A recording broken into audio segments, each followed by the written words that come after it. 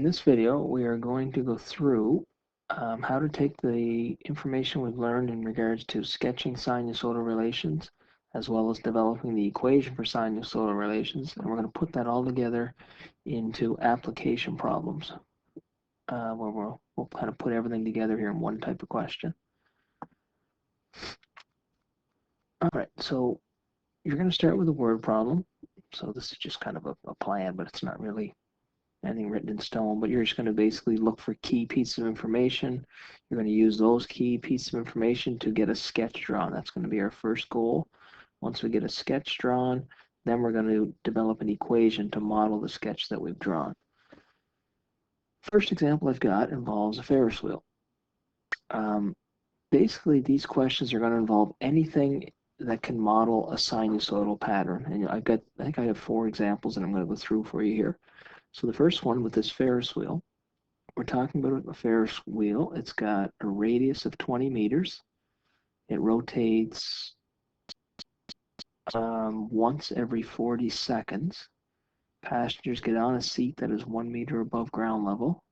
How high above the ground would a passenger be situated 3 minutes and 17 seconds after starting this ride? All right, so I'm just going to, for this one, maybe draw the Ferris wheel. You don't have to do this in each question, but just to get you started. So we have a Ferris wheel. Let's see what I can come up with here.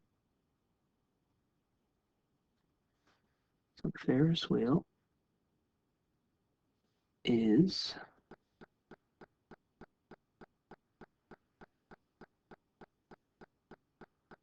something like that. Some measurements now. So it said they get on 1 meter above the ground. So from here to here, that should let me, I'm just going to kind of try and make some dots here. This spot here should be at the 1 meter mark. This is how high above they are. How high above the ground they are. So this is their height in meters, and on this scale I'm going to put time in seconds. What else do we have? The Ferris wheel's got a radius of 20. Well, think of it like the unit circle. So we're going to be concerned with here. We're going to kind of map their path around, figure out where they are when they get here. Then we'll do a height reading when they get here, and then I'll do another height reading when the person gets over here, and then they'll be back to where they started with. If they start here, and the wheel has a radius of 10 meters or 20 meters, the radius is 20 meters. So from here to here is 20 meters, and then from here up to here is another 20 meters. Well, if from the ground to here would be the same as a radius is 20, and from here to here is 1. If they're right in the middle of the wheel, they should be 21 meters above the ground. If that person then comes all the way up to here, they would be situated 20 to get to the middle, then another 20 to get to the ground, and then another, sorry, not to the ground, to get to the bottom of the wheel, and then another 1 to get to the ground. So from the ground all the way up to here should be 41 meters. That would be the highest they ever get above the ground. The closest they ever get to the ground is 1. Halfway around, they're at 21. Halfway around on this side, which of course would be the same height, would also be at 21. So now, that looks after the height scale. What they told me is that the wheel makes 1 revolution every 40 seconds. So what we're concerned with is how long does it take this wheel to go around once? So 1 revolution per 40 seconds. Well, I'm just going to put 40 out here then. And like when we did trig graphs, I'm going to cut that into 4 equal parts, which means halfway around the trip should be 20 seconds. Half of that would be 10. So now you've got this scaled off. And we're basically going to now imagine that a person got on this wheel, and we're going to map their path and put a dot where they would be for each one of their stops using, let's go with something that we can see here. Nice. All right, so they're going to start here. 1, 2, 3, 4. We're going to put those 4 dots on the graph where they would fall. So at the beginning, time 0, that's where they would be. This would be a quarter of the way around their trip, which would be 10 seconds. Should be another dot there. Halfway around their trip. Halfway around their trip. 3/4 of their way around their trip. 30 seconds. They should be at a height of 21. And then when they finally finish one full turn, that should be 40 seconds in, they should be back to where they started. Now, look at these dots. Yes, they look like they might make the shape of a nice upside down V or the roof of a house. We're giving you the benefit of the doubt at this point in the unit that we'll let you just use these few points, but make sure your graph models a sinusoidal pattern. So I'm going to connect these now as best I can with a graph.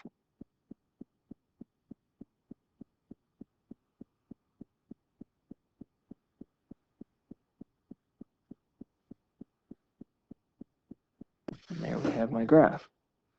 Okay, so that's the first thing you do. You interpret all the key information out of the question.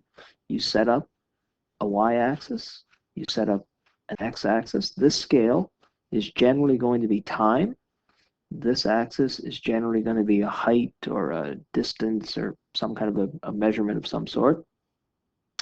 The next part of the question is to now take, like we did on the last assignment, and come up with any equation you want that would describe the graph that you see in front of you. So you remember what we always did first is once we had a graph, we got the sinusoidal axis. Let's put that on here. So there's your sinusoidal axis. So right away, there's 2 pieces of information that we should be able to develop very quickly.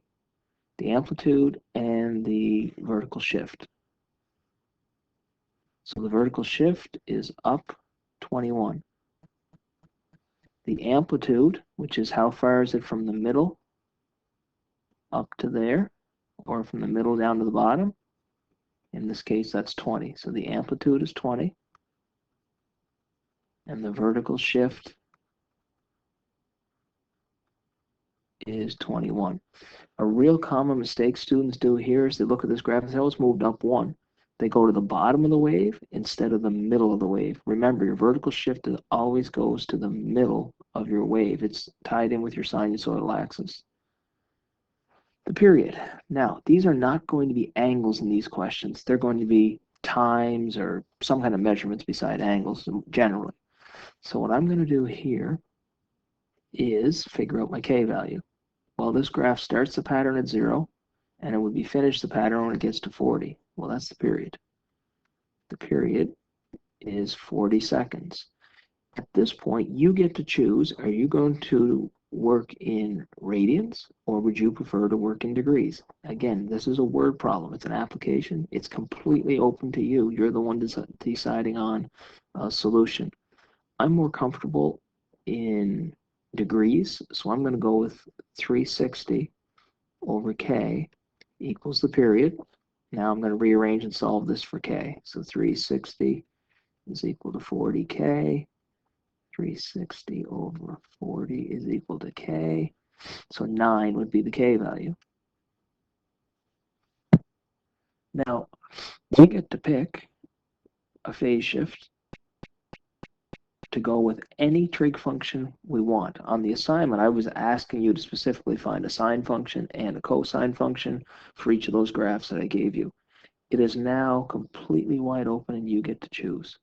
So if it were me doing this question, based on my 4 patterns, this graph, if you look at it, starts at a low point at 0, up to a high point, back to a low point. Well, that's the exact pattern of negative cosine. So if I was allowed to choose any trig function for this one, I would choose negative cosine. You don't have to. I'll show you if you don't choose that one, but that's the one that I would pick. And here's what my equation would look like. Y equals negative, amplitude is 20, going to go with cosine. K value is 9.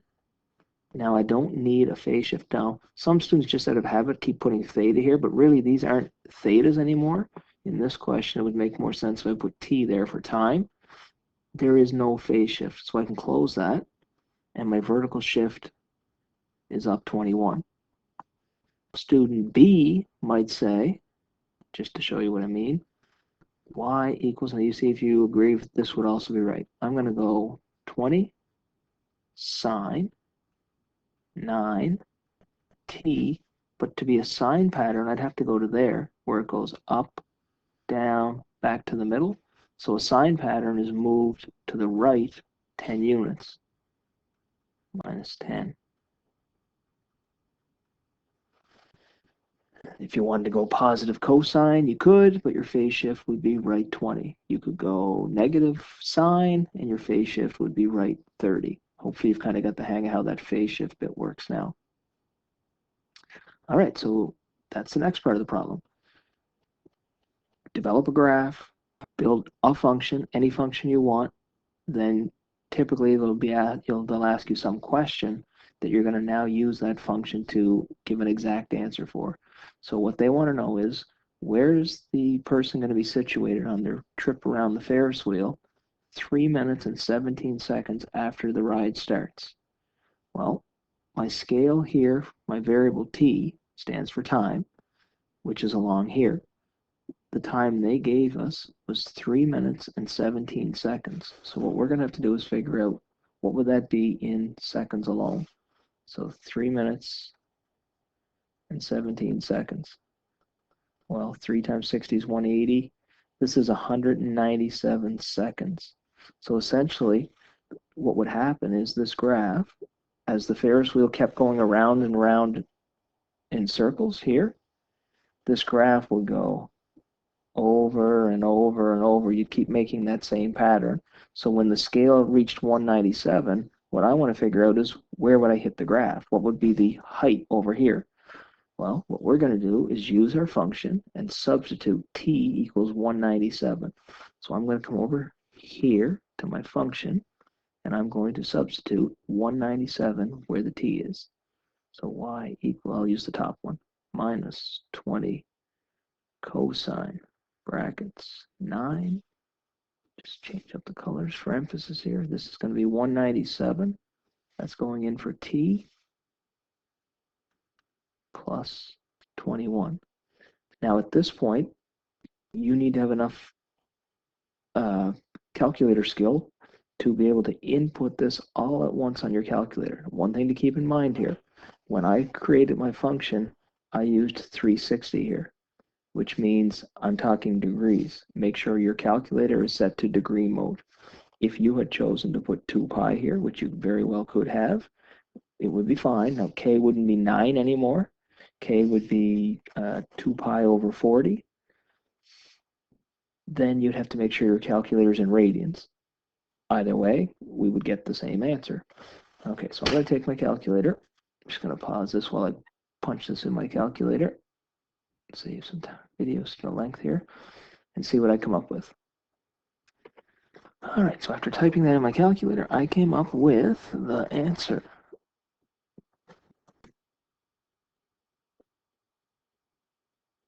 Y equals, sorry, Y equals 3 point. Now remember the rule, if they do not go evenly, we are going to carry 3 decimal places. It is 3.1798, so it's going to round off to 3.180. That would be a height above the ground in meters. So we want to make sure that that answer makes sense based on our graph.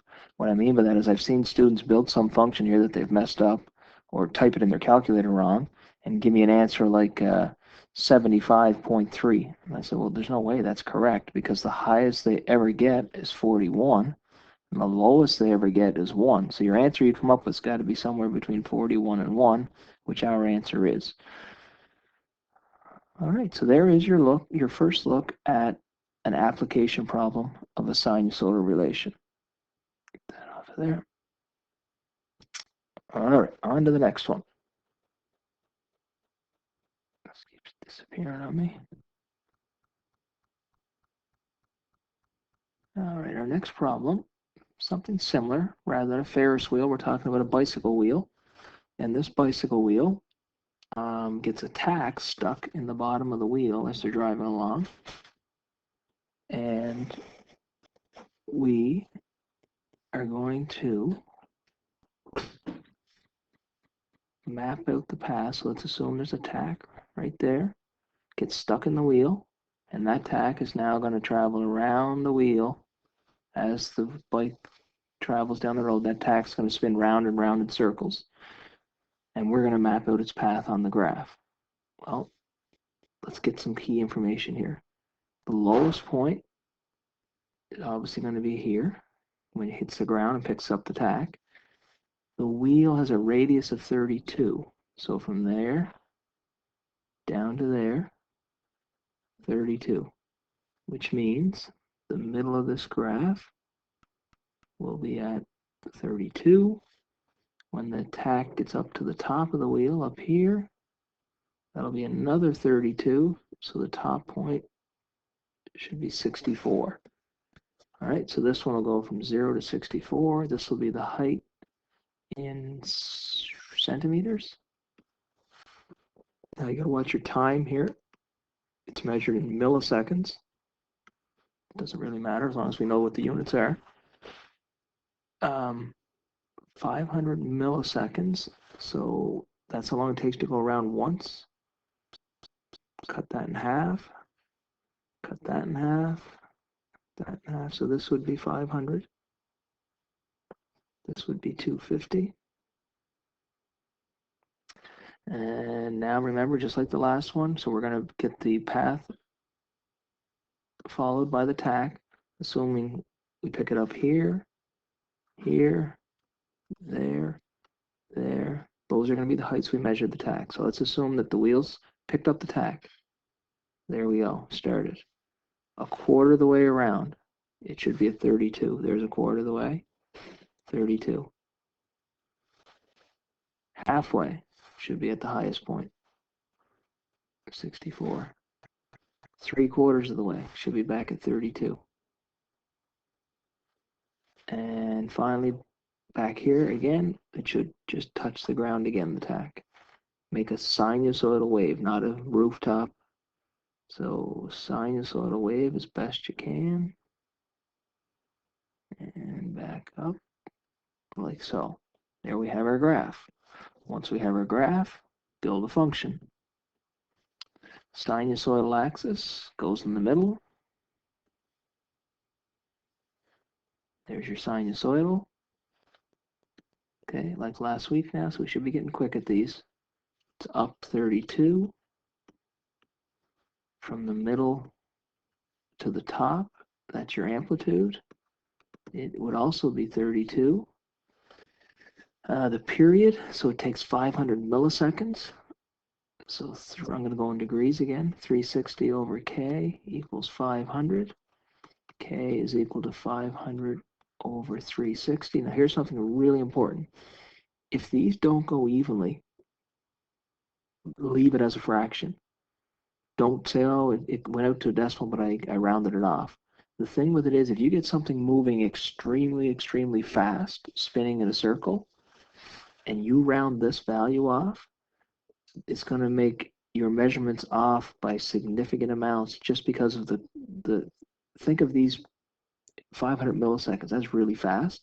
So if you kind of round that off and your substitutions in here for your time, this is going to be making 500 waves in 1 second.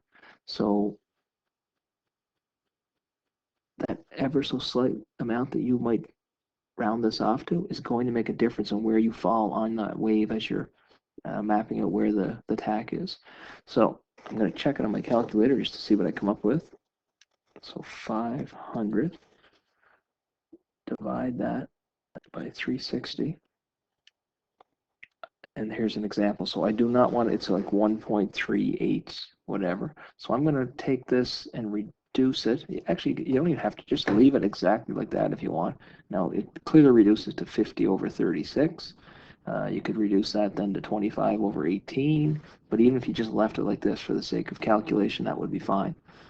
Much like the last one, you're going to find in a lot of these ones, because a lot of times the path that you plot out starts at the bottom of some kind of a circular pattern, goes to the top, back to the bottom, which models a negative cosine. Often we're going to go with negative cosine, which I'm going to pick again this time. So here would be my function. Y equals negative 32, that's the amplitude. I'm going negative cosine. K is the reduced version of that. Doesn't go evenly, don't round it off to a decimal. It'd be 25 over 18. There's your K value. No phase shift. Vertical translation up 32. So plus 32. Question asked me, where would that tack be? 12.38 seconds. Now, I got to change that to milliseconds because my scale that I've got here for T is built on milliseconds. 12.38 seconds times, I'm in seconds, I want to get to milliseconds. There, for every 1 second, there would be milliseconds. There would be 10 to the 3 milliseconds. I'm doing that right. So now it's going to be 12,380 milliseconds in 12.38 seconds.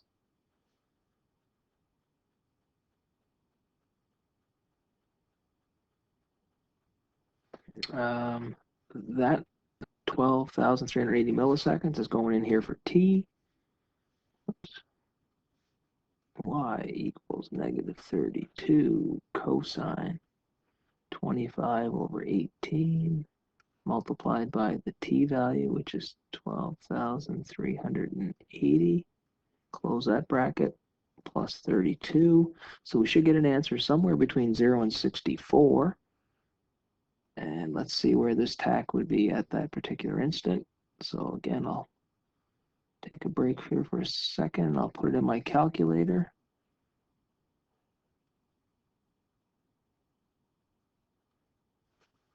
All right, so putting that in my calculator, this is what I arrived at. Y equals 29.520. That would be in, I believe, centimeters. I'll double check my unit on my height scale. Yep, centimeters. So that is how high above the ground the tack would be on the wheel at that particular instant. So it's kind of neat to see that we can take what we know about sinusoidal patterns, things following a circular pattern, and take these written text, translate it into a visual graph with some numbers, go from a visual graph to a sinusoidal function. Again, don't be fooled by the word sinusoidal. That's the same word that models both sine and cosine. So sometimes students say, well, why do you keep saying cosine if it's sinusoidal? Sine and cosine are both considered sinusoidal relations. And then once you build your function, that allows you to substitute into it and determine exact values. All right, here's another one. It's a common one that sometimes students don't realize actually models sinusoidal patterns, are the ocean tides. Another one that I don't have an example of, but might be worth looking at sometime, is electricity. Electricity alternates back and forth between a positive and a negative. And if you were to examine the path of the electricity, now it's happening, mind you, very, very quickly, but it is, if you model it out through a graph, it can be modeled to follow a sinusoidal pattern. Okay, let's look at the tide question. So it says the alternating half-daily cycles of the rise and fall of the ocean are called the tides. Tides in the Bay of Fundy cause the water level to rise 6.5 meters above mean sea level and then drop to 6.5 meters below sea level. It makes this pattern every 6 hours. assume the height of the water with respect to mean sea level is sinusoidal relationship. Yep. If it's high tide at 8 a.m., determine where the water would be at 1:47 p.m. Perfect. Well, I'm going to call mean sea level right here. So, oops, 0 is what I'm going to consider to be mean sea level. This would be high tide then, 6.5 meters above. So this is the height of the water above sea level. Above sea level in meters.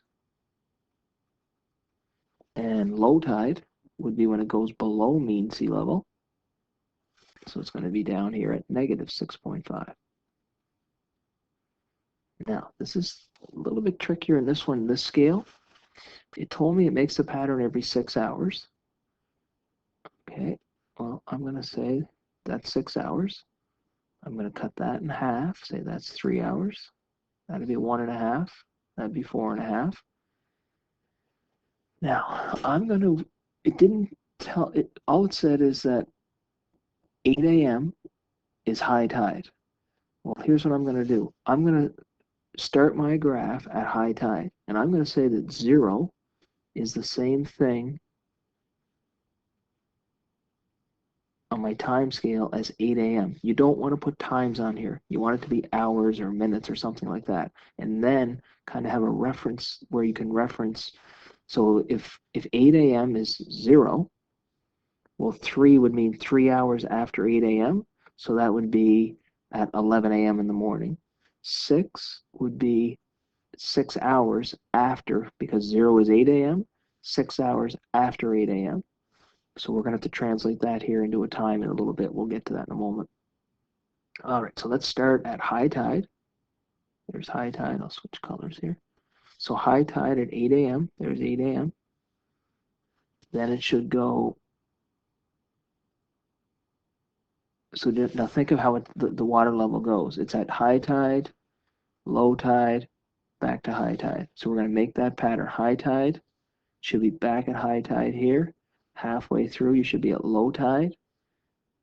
There and there.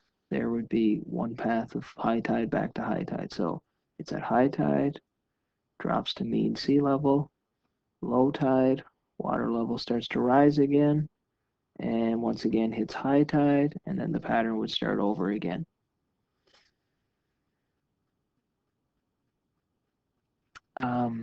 Let's build a function. So this time, I think the one good thing, the sinusoidal is already where it should be because it's 6.5 above, 6.5 below. The amplitude would be that distance, which is 6.5. Period is 6.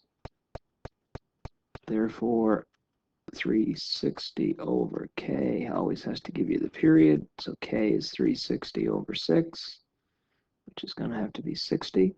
Here's your k value. Here's a function. y equals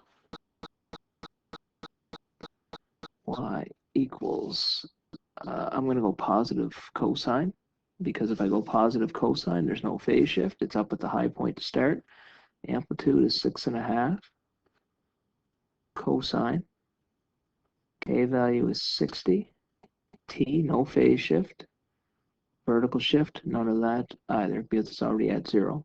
There's a function to model that blue graph that I've just drawn. Now, I need to figure out 1:47 p.m. 1:47 p.m. is how many hours along this scale. So remember, 0 was 8 a.m. So I need to figure out how much time is this after 8 a.m. Well, we can use finger math if you want.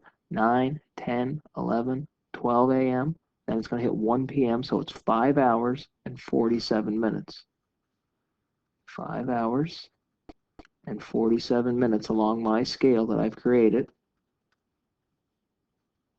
I would have 1:47 p.m. Well, I need to make that into an actual fraction. So 5 hours on my scale, it would be 5 and 47 over 60. Now, tides aren't moving real fast, so this one you could get away with rounding off if you wanted. So if I go 47 over 60, I get 0.783. So if you carried 3 decimal places here, you'd be okay. It's only if something's turning really fast that you've got to be careful with rounding. So here I can get away with 5.783. So if you went 5.783 hours after 0, that should put you at 1:47 p.m. So you're going to go over here, fill that in for T, and you should get where the water is in reference to mean sea level at that time of day. 5.783. This one's easy enough. I don't need to pause. Let's type this in our calculator. So it's going to be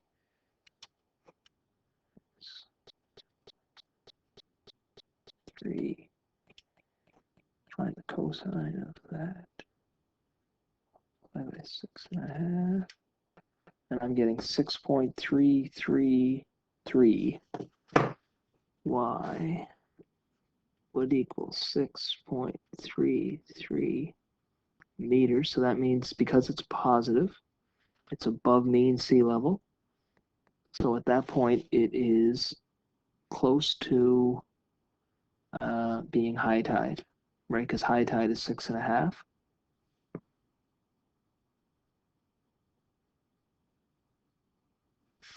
So we are at that distance above mean sea level at 1:47 p.m. All right, I got one more. Next one, actually, I'm gonna, yeah, we will look at,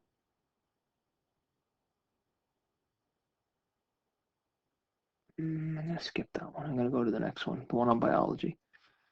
So the other way that we will see these, I just want to get rid of this for a second here, is where they give you what are called key data points.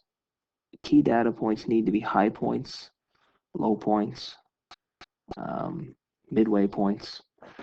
In this one, it's talking about populations. Now, here's what will happen sometimes in biology. Over time, what will happen is an animal or a plant or an animal or a fish population will increase.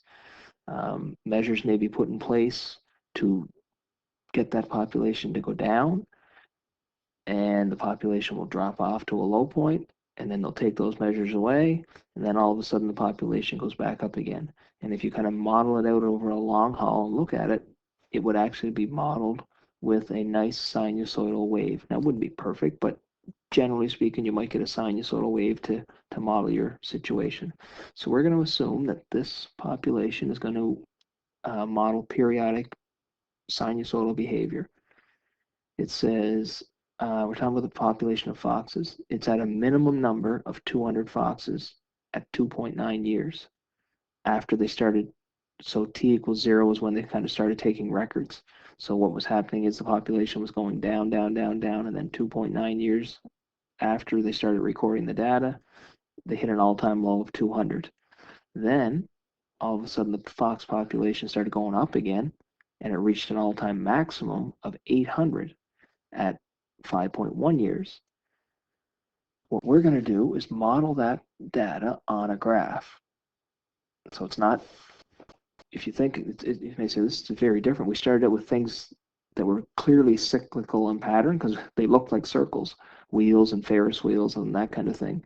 Well, the last couple have been phenomenon science that aren't necessarily, when you look at them, a circle, but when you model their behavior, they are definitely circular in pattern. So I'm going to give myself a grid here.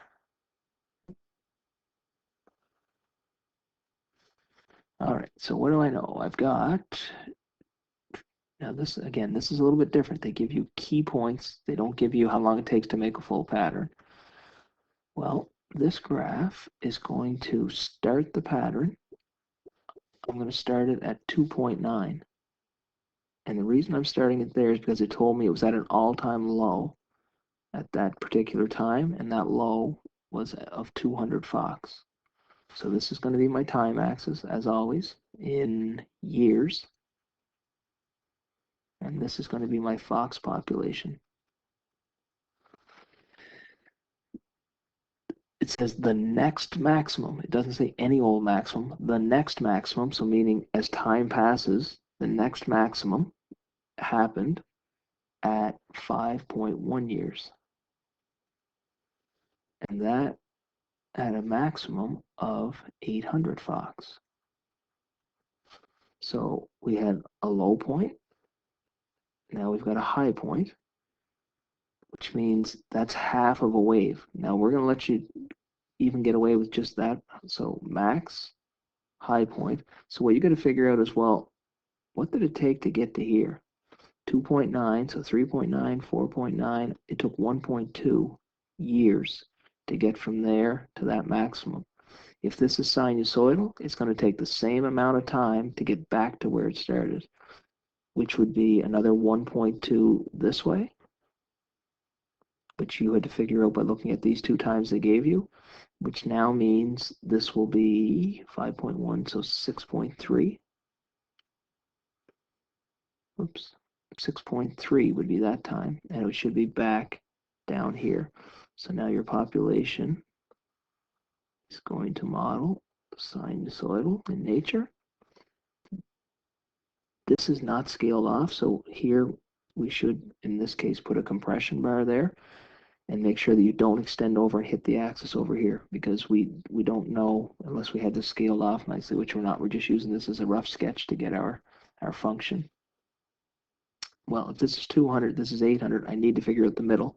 So I need to figure out what's halfway between 800 and 200. Well, all you got to do is take 800, basically get the average of them. 800 plus 200 is 1,000. 1,000 divided by 2, this has got to be 500. Now let's see if that makes sense. 300 that way, 300 that way. Makes sense. I'm in the middle of the wave. Freehand in this one, which means I've got a vertical shift of up 500. I have my amplitude of 300. Right, amplitude is from there to there.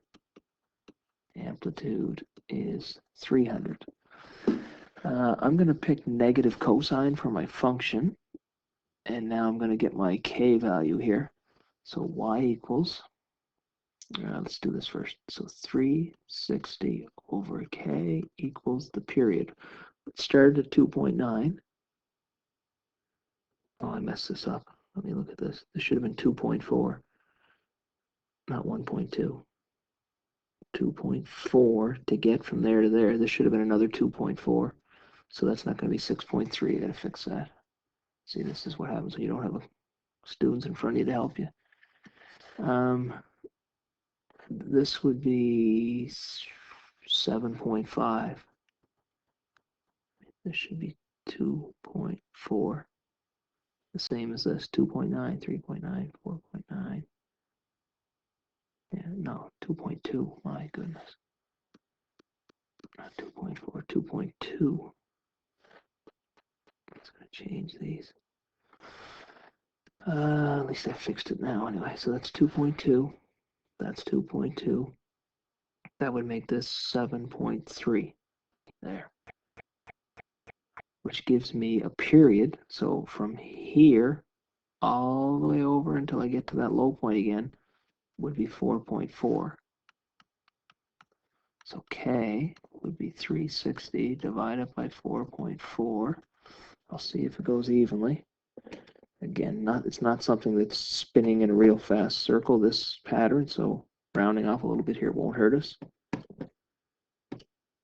81.8181. You know what? Just to show you what I mean, I'm going to leave, this doesn't go evenly, I'm going to leave it exactly as this. That's my K value. So when I build my function, just to keep everything as accurate as possible, and here it's going to be, so switch colors. Y equals, I'm going negative cosine. Amplitude, I said, was 300. Negative 300 cosine. K value is 360 over 4.4.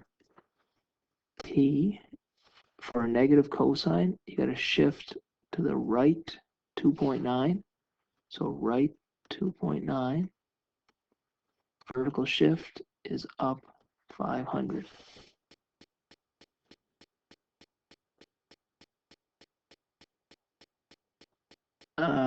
This one, now this one gets in, it's asking find two different times when the fox population is 625. I'm actually going to leave that for the next video that I make. That's kind of the last thing in the unit we got to learn how to do. So all we would now do is, let's say I wanted the fox population after, let's just check, after 7 years.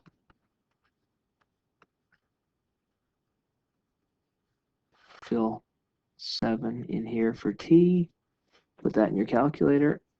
I am going to pause this one. It'll take me a while to type that in.